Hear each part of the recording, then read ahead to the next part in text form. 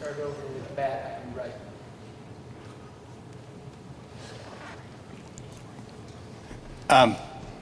Obviously, Omar had a big game. Excuse me, had a big game on Saturday. Redshirted last year. Just, I guess, kind of talk about his development. What have you seen from him, and you know, where has he gotten better, and where you guys feel comfortable putting him out there, and obviously feeding him the ball as much as you can. Well, I think the biggest thing is just number one, the growth that you're going to make, you know, from a freshman year to, you know, even though he still is a redshirt freshman, but from freshman year to a sophomore year, he's made an unbelievable amount of growth, you know, and then he just did a great job capitalizing when his number was called. You know, he had some depth issues. He had to play a lot more, and made plays, you know, and that's what you got to do. You know, everybody's going to get an opportunity at some point, or you're prepared when it happens, and he definitely was. Seth and Mason. Tom obviously talked a lot about, you know, the quarterback decision and how you guys came to it, but just from your perspective, was there anything you saw on film specifically from Taven that from this week that kind of set him apart? How did you kind of come to this decision? I mean, you know, at the end of the day, you got two really good football players, you know, and you got to get in a room and you got to figure out who the guy is that you're going to give the chance to. They're both really talented. It would not surprise me if both of them don't have a career after college at some point, however that happens, whether it be draftable or free agent. I mean, they're both really talented young players, and yeah, it was a decision that we came to, and you know, we're excited to move forward. Mason and Jeff. Talked a lot Friday night with Allen about kind of the comfort and the rhythm that he saw the offense get into. Looking back on film, evaluating it now, how do you feel that the offense was in that regard to kind of just establishing a flow and then staying in that? Yeah, I mean, we played better. There's still plenty to clean up. You know, we're nowhere near close to perfect. You know, we still left a lot of, you know, at the end of the day, we left a lot of routine plays on the field. You know, and that's the hard part. When I say routine plays, I don't necessarily mean throws and catches. You know, I just mean routine blocks, routine runs. You know, we still weren't at our best. And so, again, it's another great challenge for us this week moving forward, you know, to go be the best version of ourselves. You know, I think in terms of an offensive rhythm, I think from week 1 to week 2, I think Ohio State probably would have had something to do with that. You know, the one thing I will say about Indiana State, going back to last week, is just how hard they played, how well prepared they were. They had a great plan. You know, Coach Mallory, I've got an unbelievable amount of respect for him and their program. You know, but at the same time, you know, from week 1 to week 2, you know, Ohio State had a lot to do with us not looking in rhythm in game 1. So, but no, both those kids did a good job, you know, and let's go get the next one. Yeah, with Taven, I guess what's the biggest area of growth you've seen with him since he joined the program, you know, back in the winter, and where do you want to see him keep improving? I think number one, system knowledge.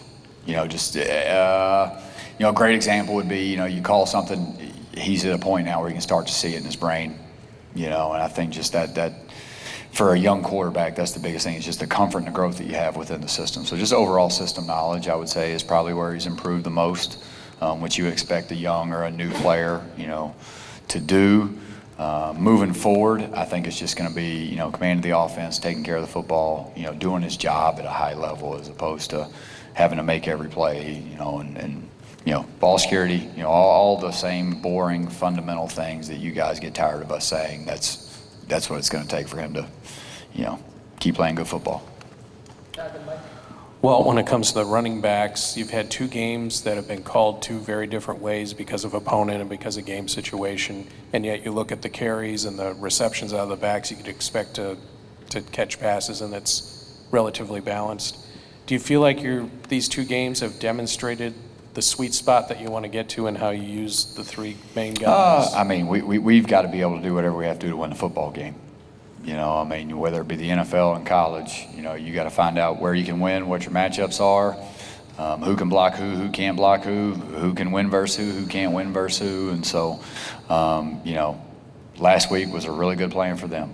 You know, and then moving forward, whatever it takes for us to have a chance to win the football game, whether it's play fast, whether it's play slow, whether it's throw it, whether it's run it, whether there's an option element to it, no option, like whatever we have to do to win a football game. And so that's what we're doing right now, getting ready to go win the next one. Yeah, Coach said that, you know, you guys brought both of them in to tell them, you know, Brandon and Taven at the same time, kind of wanted the message crystal clear. Were you part of that kind of process, kind of how that unfolded? I was in the room in that meeting, but, you know, that's Coach Allen's time. And did you- I understand the chain of command. Did you come, when you walked off the field Saturday, did you feel like you were leaning in one direction, or did you really have to sit down and kind of review the film as well? No, I mean, the film was a huge part of it. It always is. Nothing, anytime you come off the football field, whether it's practice or a game, it's never as good as you think it is. It's never as bad as you think it is.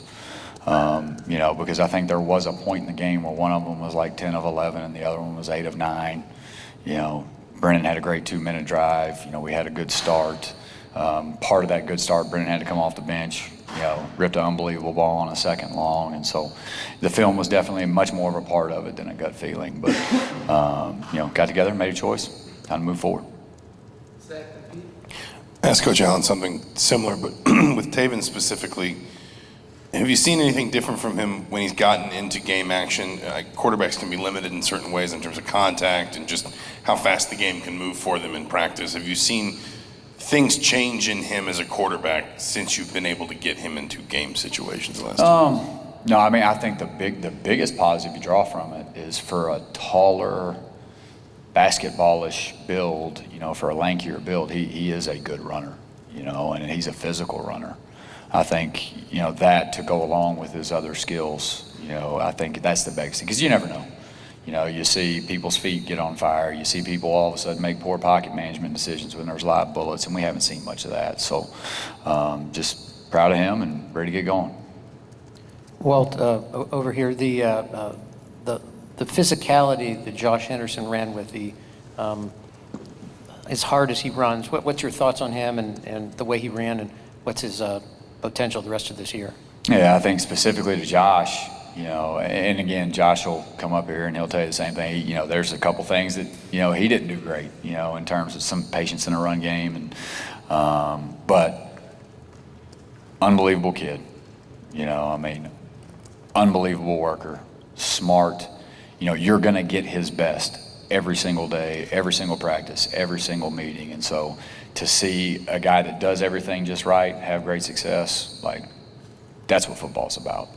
I think that's one of the things that he does bring us is he can level off runs and finish runs, and run physical.